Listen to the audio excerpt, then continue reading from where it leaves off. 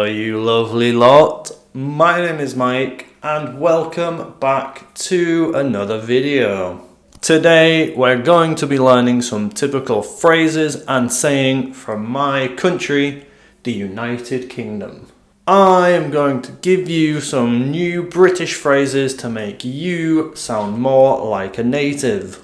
Some of them are less formal than the rest, but they all have their use. So, shall we start? So, British English and American English each have their own unique slang words. Normally, these slang words stay in their own country, which means British slang is unique to the UK in most cases. Sometimes that doesn't happen and everything mixes, but most of the time it stays in each country. All of these phrases and words that I am about to teach you are things that we in the UK, in my area, use every single day. We have to remember that each area in these countries, like the UK, for example, also has their own slang words unique to that area. This means some words and phrases that they say in London, they won't say in another place like Scotland, for example. Number 1. Just my cup of tea. In the UK, we're pretty well known for drinking our tea. So it makes sense that we have a saying about drinking tea. If we say, for example, something is just my cup of tea, it means that it's just my taste. It's perfect for me. We could say, for example, if you have a friend who loves to do quizzes, maybe they watch a lot of quiz shows, maybe they want to be on a quiz show in the future, then we can say, quizzes are just my cup of tea. Or quizzes are just his cup of tea. It's very similar to like, but saying something is just someone's cup of tea can only be referring to something we consume. If somebody really likes film, for example, but they don't like horror films, then we can say horror films aren't his cup of tea because they're not his taste, they're not something he likes. So we use just someone's cup of tea to describe how people feel about food, about TV, series, films, things like that. Things we consume. Number 2, bloody. Bloody hell. I think this is a very famous one.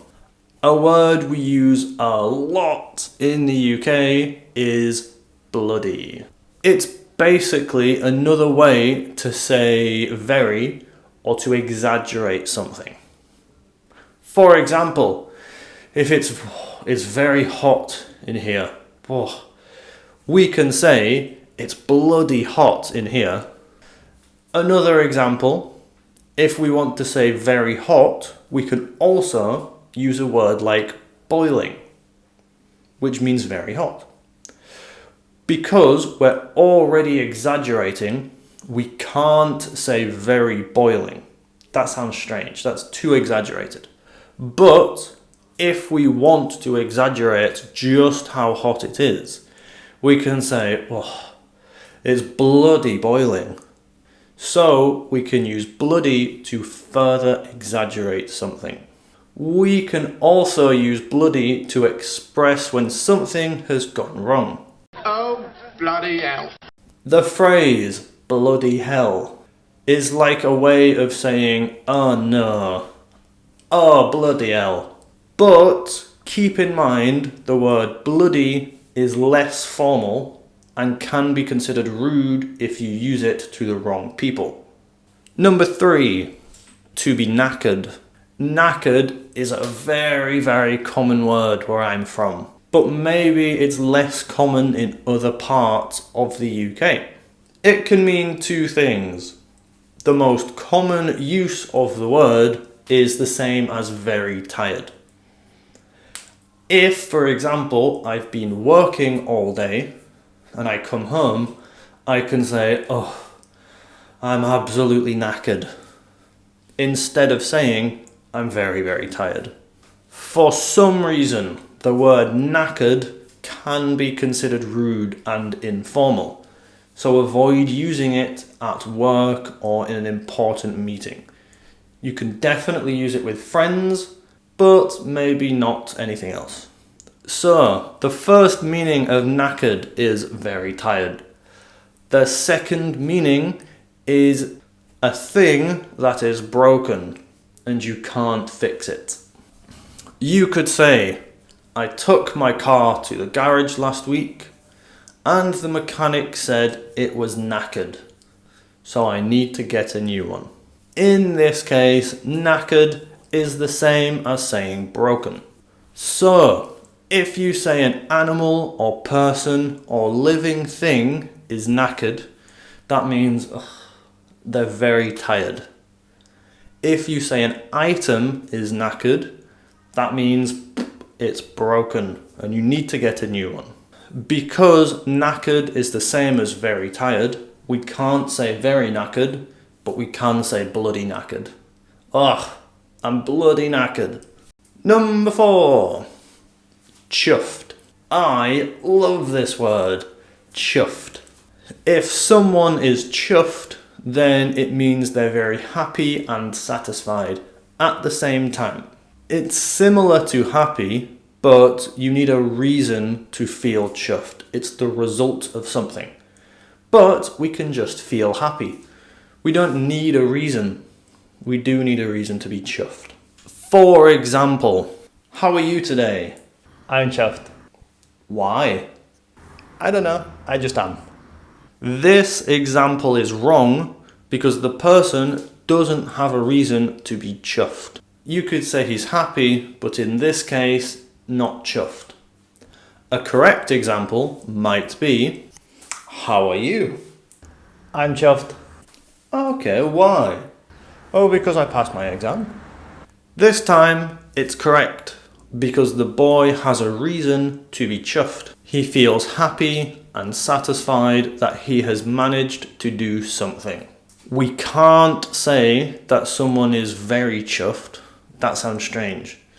Instead, we have to say someone is chuffed to bits if they're very, the next level of chuffed.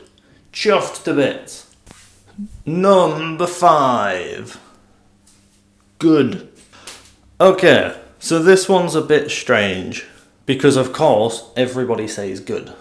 But in the UK, we have a lot of different ways to say chuffed depending on a lot of different things about each person. It might depend on how old the person is, where they're from, their background. For example, maybe someone who is now retired might use the word smashing instead of good. I think this word, smashing, is fairly universal. I think everyone might say that. But only if you're from a certain age. Someone, for example, from my area, who are my parents' age, like my parents, wouldn't say smashing. They might say something like brill, which is short for brilliant. But people that are my age and younger wouldn't say that. Words in languages go in and out of fashion all the time. So for this reason, we don't really use words like smashing or brill too much anymore. But you do still hear it, so you still need to learn it. Things younger people that are my age might say, from my area, are words like ace, or wicked, or mint. These 5 words all mean good. They're all synonyms of the same word. We use all of them very often. The only difference is personal preference. I prefer to say something like mint, because as a child growing up, everyone used to say mint. But someone from another town or another city might say wicked, or they might say a completely different word. Strangely, these words aren't informal. I can use ace or mint or brill in meetings at work. It's that normal to use these words instead of good. People do it all the time. However, maybe if you speak to the Queen, I wouldn't use these words. So if you do ever meet the Queen, it's probably best not to say, "That's a mint crown you have there," or "Your castle is wicked." It's better to use good and great. Okay, so that's just about it for today. If you have any questions about what I talked about in this video, please leave me a message and I will answer you as quickly as I can. If you know any other English words and slang, please comment down below so we can all learn something new. Thanks for watching, and I'll see you lovely lot next time. Bye bye.